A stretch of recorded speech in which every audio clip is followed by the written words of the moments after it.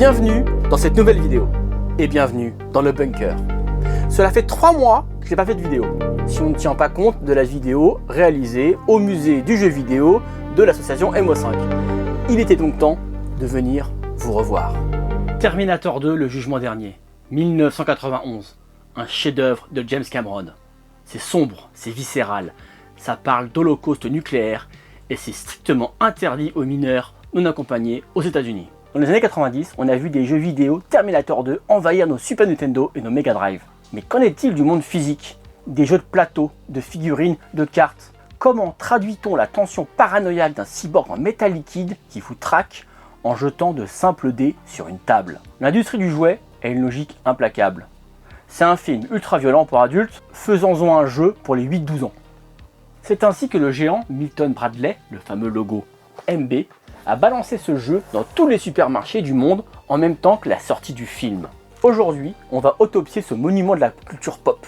On va voir comment ils ont essayé de faire rentrer la terreur d'un cyborg métamorphe dans un bête jeu de loi en carton. Préparez vos dés, on retourne en 91. Quand vous ouvrez la boîte de Terminator 2 par MB, vous faites face à ce que les game designers appellent aujourd'hui un paste on theme. En gros, un vernis esthétique plaqué au forceps sur des mécaniques préhistoriques. Le matériel est typique de la marchandisation de masse de l'époque.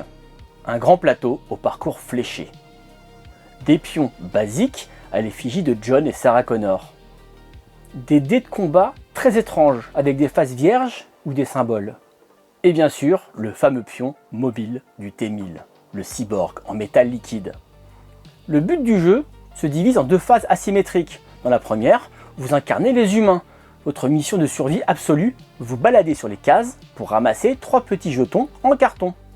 Ces jetons représentent des éléments clés du film, le bras bionique du premier Terminator, la puce neuronale de Cyberdine et des fichiers informatiques. Une fois que vous avez ces 3 jetons, vous avez le droit de déclencher la deuxième phase, l'affrontement final.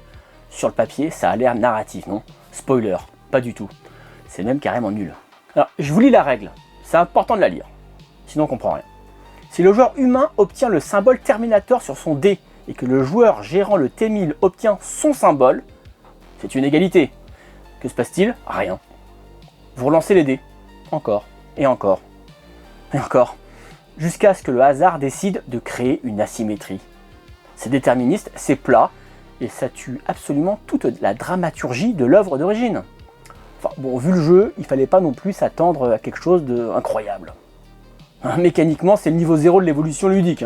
C'est un pur moteur de roll and move, c'est-à-dire de lancer des dés et avancer. Un héritage direct du jeu de loi. En fait, ce jeu, c'est un jeu de loi, quoi. Oubliez la composante psychologique et paranoïaque du film. Dans ce jeu, le T-1000 n'est pas une intelligence artificielle douée d'adaptation terrifiante. Petit bout de carton sur un plateau, un simple obstacle mobile géré par le hasard le plus total. Et attendez, c'est pas tout ça. Pour essayer de donner l'illusion d'une stratégie, le jeu vous fait piocher dans un paquet de 48 cartes d'action. Les cartes Terminator. L'idée, c'est de les accumuler pendant votre balade sur le plateau pour pouvoir repousser le T-1000 ou modifier un peu vos dés pour l'acte final. Alors mais soyons clairs. La priorité absolue de MB était l'accessibilité immédiate pour les enfants. L'exigence tactique ou la résonance avec le film, reléguée aux oubliettes. J'ai essayé de jouer toute l'après-midi, je n'ai jamais rien compris. Donc on a un peu inventé des règles. Et c'est pas plus mal. Et on arrive à la fin de la partie. La transposition littérale mais complètement vidée de sa substance du climax du film, la fonderie d'acier. Votre but pour gagner? Pousser le pion du T-1000 dans la case représentant la cuve d'acier en fusion. Je vous l'ai dit, Et comment on résout un combat aussi épique avec la mécanique la plus plate de l'histoire? Alors, mauvais jeu? Oui. Surtout avec les standards de jeux de plateau d'aujourd'hui, c'est clair. Mais c'est un artefact historique fascinant. Et c'est là que le marché de l'occasion entre en jeu, particulièrement en France. Parce qu'il n'est plus édité, ce jeu a une cote extrêmement volatile sur Vinted, Le Bon Coin ou dans les boutiques comme Cash Express, Cash Converters ou ce que vous voulez. En gros, le prix dépend de 3 choses comme souvent. L'état de la boîte, la boîte qui est hyper fragile, la présence des jetons en carton, que tous les enfants ont perdu dans les années 90, et puis sans les jetons c'est un peu embêtant, et surtout la présence du sacro-saint pion T1000. A noter que dans ce jeu, il n'y a pas de pion du Terminator T800 Schwarzenegger. Ce jeu de Milton Bradley, MB, est le symbole parfait d'une époque révolue, celle où l'on pouvait coller le logo d'un film classé R sur n'importe quel bout de carton pour le vendre à la récréation. C'est injouable aujourd'hui, comme je vous ai dit.